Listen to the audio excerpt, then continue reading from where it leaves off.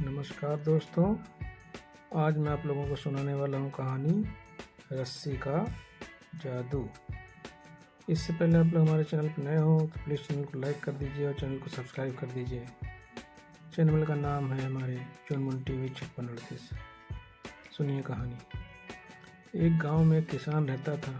किसान के 3 बेटे थे और 3 बहुएं थी। किसान के पास थोड़ी बहुत ज़मीन थी जिसमें मेहनत करके किसान को रोजी रोटी चलती थी। एक साल सूखे के कारण फसल नहीं हुई। किसान ने सोचा शहर में जाकर मेहनत मजदूरी करके रोटी का जुगाड़ किया जाए। किसान अपने परिवार को साथ लेकर शहर की तरफ चल दिया। दिन में जब धूप तेज हो गई तो किसान ने सोचा कुछ देर के लिए किसी पेड़ के नीचे बैठ जाए।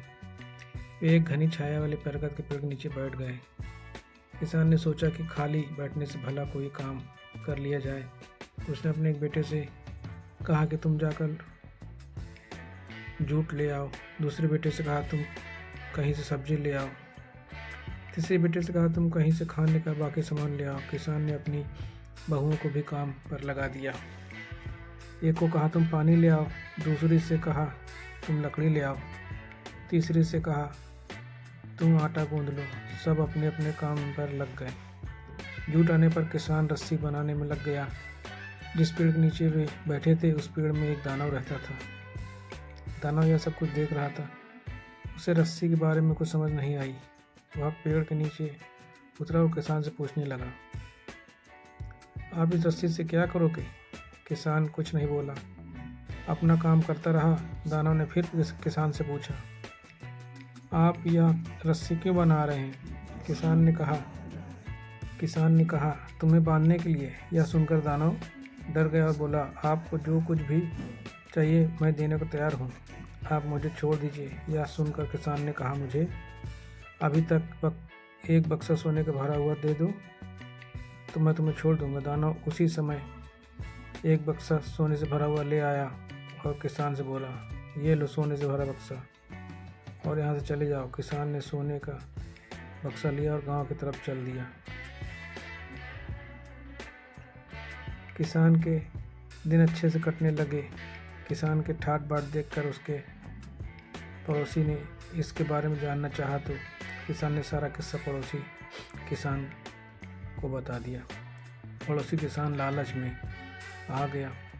उसने यह तरकीब अपनाते की सोची। वह अपने सारे परिवार के साथ चल दिया। उसी पेड़ के नीचे वह भी जाग कर बैठ गया। इस पेड़ में दानव रहता था। पड़ोसी किसान ने अपने बेटे से कहा कि तुम कहीं से जूट ले आओ। दूसरे बेटे से कहा तुम कहीं सब्जी ले आओ। तीसरे बेटे से कहा तुम खाने के बाकी सामान ले आओ। फिर उसने अपनी बहुओं को भी कहा कि तुम पानी ले आओ, तुम लकड़ी ले आओ और तुम आटा गूंद लो।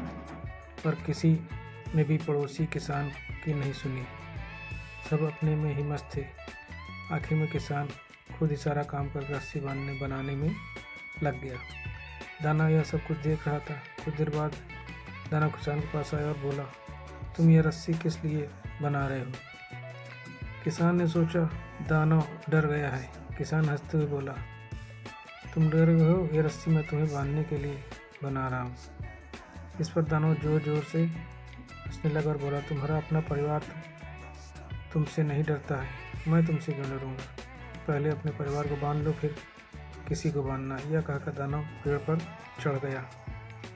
लालची किसान अपना सारा मुंह लेकर गांव को लौट आया।